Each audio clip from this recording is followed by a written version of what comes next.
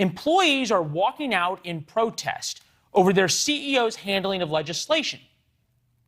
In fact, many of the walkouts happened in California, not even in Florida, where the bill exists. No, the CEO didn't endorse the bill, nor did Disney paid lobbyists push it through the Florida state legislature. Disney CEO's Bob Chapek's big crime is that he didn't do enough in their mind to stop it. And he's been tying himself into a woke pretzel in response to the uproar. The left calls it the, quote, "don't say gay bill," hence the chant, "say gay." Just so we are clear on what the bill does, it limits classroom instruction on sexual orientation or gender identity that may not occur in kindergarten through third grade, or in a manner that is not age appropriate or developmentally appropriate for students after third grade. Shockingly controversial. Earlier this month, Chapek said he didn't want to wade into politics, then said the company's inclusive programming was the best tool to combat discrimination, then said Disney was already working behind the scenes to oppose it. Then he called Governor Ron DeSantis to protest. He finally ended up apologizing to employees and announced Disney is pausing all political donations in Florida. Bachar Ungar-Sargon, Newsweek deputy opinion editor, joins us now. You know, if he didn't make $32.5 million last year in salary, I'd almost feel bad for him. You know, it's so outrageous to see people marching for a cause that doesn't exist, right? As you pointed out, the bill does not say "don't say gay" in it. It says that children under the age of 8 should not be taught by their teachers about gender and sexual orientation.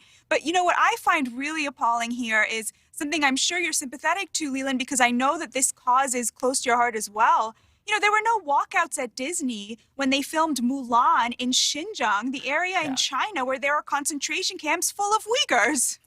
Yeah, no, it's actually sort of stunning, the hypocrisy of people who are so upset over certain outrages in minor transgressions of Florida, but yet no problem to whatever happens in China. This brings up an important point, though. So now all of a sudden, companies are not asked to be companies anymore. They're supposed to be these vehicles of social justice. Some of the companies that pushed back against Georgia's voting law in 2020, Delta Airlines, Coca-Cola, JP Morgan Chase, Facebook, Google, Merck, obviously Major League Baseball.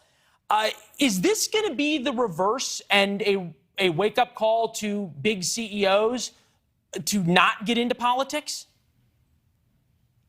You know, it's especially interesting because Disney is a company whose entire mission is catering to children, right? So you would think that, you know, they would be on the other side of this, on protecting the innocence of children, if you will, right? So it's very interesting to see them positioned in a place where their workers are pushing them to take this position against what many are seeing as parents. I mean, the bill itself is called something like the Parents' Rights Bill, right? You know, the idea of that sacred bond between parents and their children when it comes to issues, education around sexuality. I think that this is a unique instance, but also, you know, these CEOs have to weigh what they're going to lose in the marketplace, right? By wading in on these woke issues.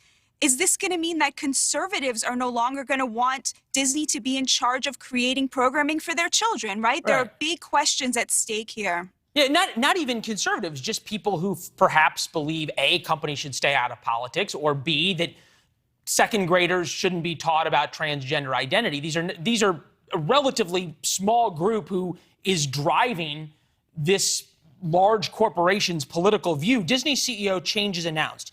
In addition to apologizing, he's going to hold a listening tour with employees. He's going to establish an LGBTQ plus task force, donate $5 million to the Human Rights Campaign and other groups.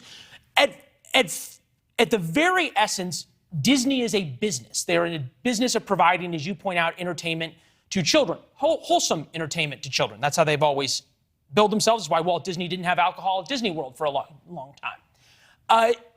How do they stay true to their brand and still wade in to all of these political issues?